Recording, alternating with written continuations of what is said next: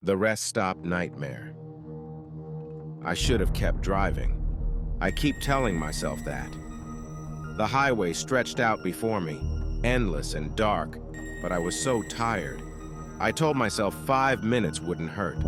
Just 5 minutes to stretch my legs, maybe grab a soda from the vending machine, and shake off the weight pulling at my eyelids. The rest stop looked normal at first. Just a concrete building surrounded by scraggly palm trees and the kind of silence you only find in the middle of nowhere. The vending machines hummed, and a moth buzzed around a single flickering light bulb. I was alone, or so I thought. I went to the bathroom first. The air inside was heavy, humid, like it had been trapped there for years. The fluorescent lights buzzed overhead, some flickering, some completely dead. The stall doors hung slightly open, and one of them creaked as if someone had just pushed it. I froze. "Hello?" My voice barely echoed.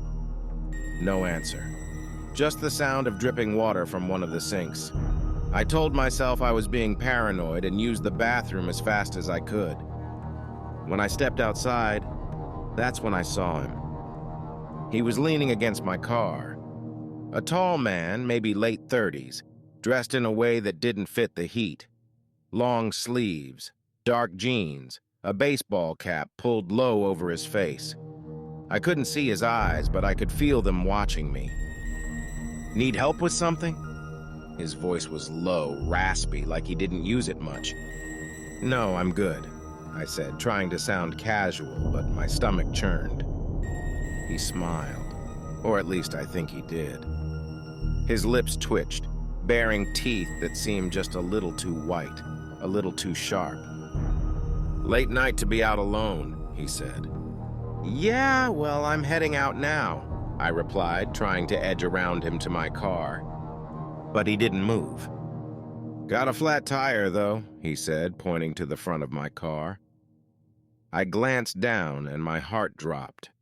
The tire was completely deflated, sagging against the pavement. "That wasn't," I started to say, but he was already moving.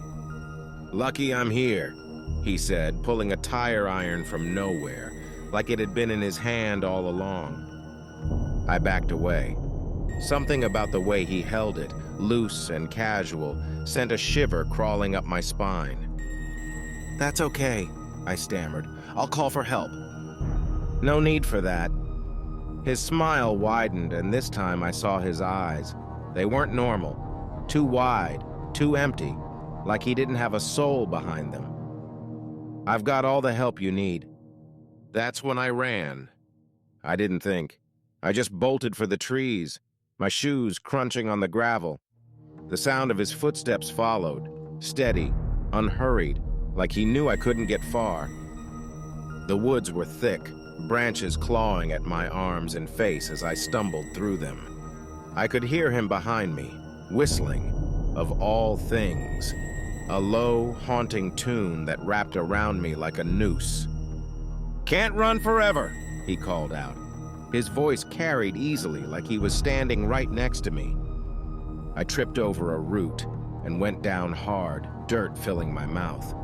I turned, scrambling back, and saw him standing there, just a few feet away. The tire iron dangled from his hand, glinting in the sliver of moonlight that broke through the trees. "Game over," he said, raising the iron. But something snapped in me. Maybe it was adrenaline or pure desperation, but I grabbed a rock and swung it as hard as I could. It caught him in the side of the head, and he staggered back, cursing. I didn't wait to see if he was okay. I ran.